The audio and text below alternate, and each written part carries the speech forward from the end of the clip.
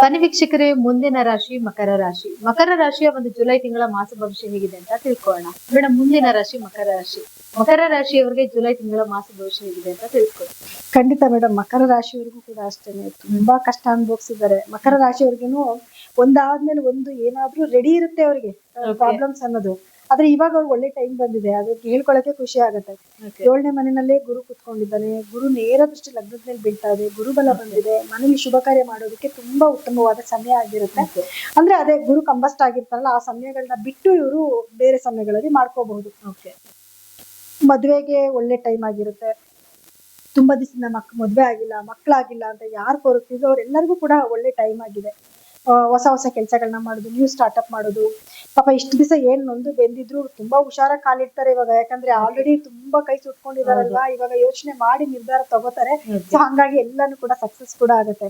ಇವ್ರಿಗೆ ನೋಡಿ, 2ನೇ ಮನೇಲಿ ರಾಹು ಕುತ್ಕೊಂಡಿದ್ದಾನೆ. ಸ್ವಲ್ಪ ಮಾತು ಹೊರಟು ಜಾಸ್ತಿ, ಹೆಂಗಂದ್ರಂಗ್ ಮಾತಾಡ್ಬಿಡ್ತಾರೆ. ಅದರಿಂದ ಸ್ವಲ್ಪ ನಿಷ್ಠುರ ಕಟ್ಕೊಬೇಕಾಗಿ ಬರುತ್ತೆ. ಸ್ವಲ್ಪ ನೋಡ್ಕೊಂಡು ಮಾತಾಡೋದು ಒಳ್ಳೇದು. 2ನೇದೇನಂದ್ರೆ ಕುಟುಂಬದಲ್ಲಿ ಯಾರಿಗಾದ್ರೂ ಸ್ವಲ್ಪ ಸಮಸ್ಯೆಗಳು ಬರ್ಬೋದು, ಆರೋಗ್ಯ ಸಮಸ್ಯೆಗಳು ಏನಾದ್ರೂ ಆಲ್ರೆಡಿ ಸ್ಟಾರ್ಟ್ ಆಗಿರುತ್ತೆ. ಯಾಕಂದ್ರೆ ರಾಹು ಅಲ್ಲಿ ಇರೋದ್ರಿಂದ ಎಂಡಿಂಗ್ ಟೈಮ್ ಬಂತು ಅದು. ಆದ್ರೂ ಕೂಡ ಆರೋಗ್ಯ ಸಮಸ್ಯೆಗಳು ಏನಾದ್ರೂ ಬರೋ ಚಾನ್ಸಸ್ ಇರುತ್ತೆ. ಅಕಸ್ಮಾತ್ ಮೊದ್ಲೇ ಇತ್ತು ಅಂದ್ರೆ ಪ್ರಿಕಾಷನ್ ತಗೊಂಡ್ರೆ ಒಳ್ಳೇದು.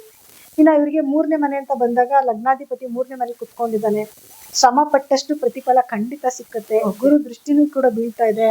ಇವ್ರು ಏನೇ ಕೆಲ್ಸಕ್ಕೆ ಕೈ ಇಟ್ರು ಕೂಡ ಸ್ವಲ್ಪ ಇಂಟ್ರೆಸ್ಟ್ ಆಗಿ ನಿಂತ್ಕೊಂಡು, ಯಾಕಂದ್ರೆ ಇವಾಗ ಏನಾಗುತ್ತೆ, ಒಂದ್ ಕೆಲಸ ಮಾಡ್ತಿದಾರೆ ಅಂದ್ರೆ ಯಾರೋ ಒಬ್ರು ಸರ್ವೆಂಟ್ ನಿಂತ್ಕೊಂಡ್ಬಿಟ್ಟಿರ್ತಾರೆ, ಅವ್ರ ಮೇಲೆ ಡಿಪೆಂಡ್ ಆಗ್ತಾರೆ. ಹಂಗ್ ಮಾಡ್ಬಾರ್ದು. ಇವರೇ ನಿಂತ್ಕೊಂಡು ಕೆಲಸ ಮಾಡ್ತೀನಿ, ಅಥವಾ ಅಟ್ಲೀಸ್ಟ್ ಒಂದ್ ಕಣ್ಣಾದ್ರೂ ಇಟ್ಟಿರ್ತೀನಿ, ಏನಾಗ್ತಿದೆ ಅಂತ ನೋಡ್ತಿದ್ದೀನಿ ಅಂತಂದ್ರೆ ಒಳ್ಳೆ ಲಾಭನ ಇವ್ರು ಖಂಡಿತ ನಿರೀಕ್ಷೆ ಮಾಡಬಹುದು.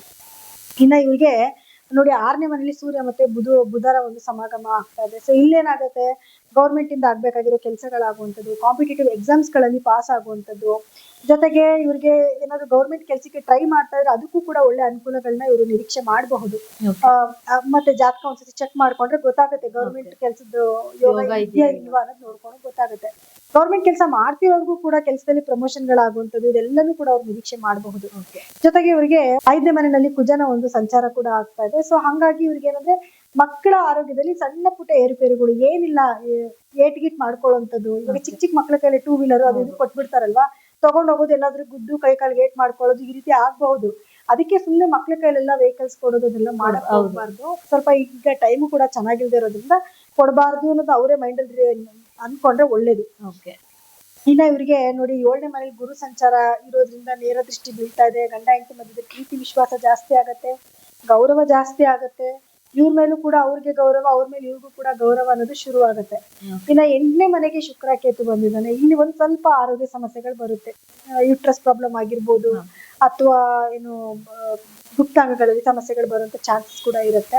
ಮತ್ತೆ ಮದ್ವೆನಲ್ಲೂ ಅಷ್ಟೇ ಒಂಚೂರು ಏನಾದ್ರೂ ವೈಮನಸ್ಸೆ ಬರುವಂತದ್ದು, ಅಥವಾ ಏನೋ ಸ್ವಲ್ಪ ಅನುಮಾನ. ಇಲ್ಲಿ ಗುರು ದೃಷ್ಟಿ ಬೀಳ್ತಾ ಇರೋದ್ರಿಂದ ಮೇಜರ್ ಆಗಿ ಏನೋ ಪ್ರಾಬ್ಲಮ್ ಆಗಲ್ಲ, ಒಂದ್ ಕಡೆ ಬಚಾವ್ ಆಗ್ತಾರೆ. ಆದ್ರೂ ಕೂಡ ಸ್ವಲ್ಪ ಎಲ್ಲೋ ಒಂದ್ ಕಡೆ ಅನುಮಾನನೋ ಏನೋ ಒಂದ್ ಚೂರು ಶುರು ಆಗತ್ತೆ. ಯಾಕಂದ್ರೆ ಶುಕ್ರನ ಜೊತೆ ಕೇತು ಸೇರ್ಕೊಂಡ್ಬಿಟ್ಟಿದ್ದಾರಲ್ವಾ, ಅಥವಾ ಒಂಟಿಯಾಗಿರ್ಬೇಕು ಅಂತ ಮನಸ್ಥಿತಿ ತಗೊಳೋದು, ಅಥವಾ ಇಷ್ಟು ದಿವಸ ನಾನು ತುಂಬಾ ಕಷ್ಟಪಟ್ಟೆ, ಅವಾಗ ನನ್ನ ಜೊತೆಲಿ ಯಾರು ಇರ್ಲಿಲ್ಲ ಅಂತ ಮನಸ್ಥಿತಿ ಬದಲಾವಣೆ ಮಾಡ್ಕೊಳ್ಳೋದು, ಈ ರೀತಿ ಕೆಲವೊಂದು ಅನುಭವಿಸ್ಬೇಕಾಗತ್ತೆ. ಜೊತೆಗೆ ಕೇತು ಬೇರೆ ಇದನ್ನಲ್ಲ, ಆಪರೇಷನ್ ಗಳಾಗುವಂತ ಚಾನ್ಸಸ್ ಇರುತ್ತೆ. ಸ್ವಲ್ಪ ನೋಡ್ಕೊಳ್ಳಿ. ಏನೇ ಸಮಸ್ಯೆ ಬಂದ್ರು ಮೊದ್ಲೇ ಹೋಗಿ ಡಾಕ್ಟರ್ ಹತ್ರ ತೋರಿಸ್ಕೊಳ್ಳಿ. ಅದು ಉಲ್ಬಣ ಆಗಕ್ಕೆ ಬಿಟ್ಟಾಗ ಏನಾಗುತ್ತೆ, ಆಪರೇಷನ್ ಗಂಟ ಹೋಗೋ ಚಾನ್ಸಸ್ ಜಾಸ್ತಿನೇ ಇರುತ್ತೆ.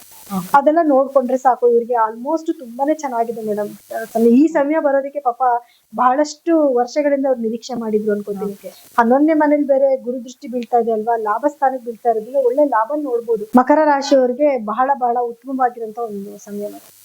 ಸೊ ಅದೇ ಹೇಳಿದ್ರಿ, ಮಕರ ರಾಶಿಯವರಿಗೆ ಈ ಒಂದು ಜುಲೈ ತಿಂಗಳಲ್ಲಿ ತುಂಬಾ ಅದೃಷ್ಟ ತಂದ್ಕೊಡುತ್ತೆ ಅಂತ. ಹಾಗೆ ಸಣ್ಣ ಪುಟ್ಟ ಒಂದು ಆರೋಗ್ಯ ಸಮಸ್ಯೆ ಅಂತ ಬರುತ್ತೆ ಅಂತ.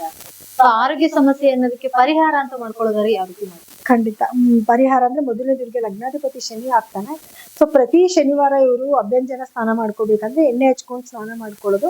2ನೇದು, ಇವರು ಏನಾದ್ರೂ ಸರಿ ಯಾವ್ದಾನ ಒಂದು ವ್ಯಕ್ತಿಗಾದ್ರು ಪ್ರತಿ ಶನಿವಾರ ದಾನ ಮಾಡೋದನ್ನ ರೂಢಿ ಮಾಡ್ಕೋಬೇಕು ಲೈಫ್ ಟೈಮ್. ಇವಾಗ ಟೈಮ್ ಹೇಗಿದೆ ಹೆಂಗಿಲ್ಲ ಅನ್ನೋದ್ರ ಬಗ್ಗೆ ಅಲ್ಲ, ಪ್ರತಿ ವಾರನೂ ಕೊಡಿ ಅಂತಂದಾಗ ಏನ್ ಕೊಡಕ್ಕಾಗುತ್ತೆ, ನಮ್ ಕೈಲಿ ಅಷ್ಟು ಶಕ್ತಿ ಇದೆ ಅಂದ್ರೆ ಒಂದು ವ್ಯಕ್ತಿಗಾದ್ರೂ ಕೊಡಿ. 1 ಗ್ಲಾಸ್ ಕಾಫಿ ಕೊಡಿಸಿ, ಒಂದು ಊಟ ಕೊಡಿಸಿ, ಏನೋ ಒಂದ್ ಕೊಡಿ, ಏನೋ ಒಂದು ಡೊನೇಟ್ ನ ಮಾಡೋದ ರೂಢಿ ಮಾಡ್ಕೊಳ್ಳಿ. ಖಂಡಿತ ಅವರು ಒಳ್ಳೆದಿನ ನೋಡ್ಬೋದು. ನೋಡಿದ್ರಲ್ಲ ವೀಕ್ಷಕರೇ, ಈ ಒಂದು ಮಕರ ರಾಶಿಯವರಿಗೆ ಜುಲೈ ತಿಂಗಳ ಮಾಸ ಭವಿಷ್ಯ ಹೇಗಿತ್ತು ಅಂತ. ಹಾಗಿದ್ರೆ ಬನ್ನಿ ಮುಂದಿನ ರಾಶಿ ಬಗ್ಗೆ ತಿಳ್ಕೊಳ್ಳೋಣ.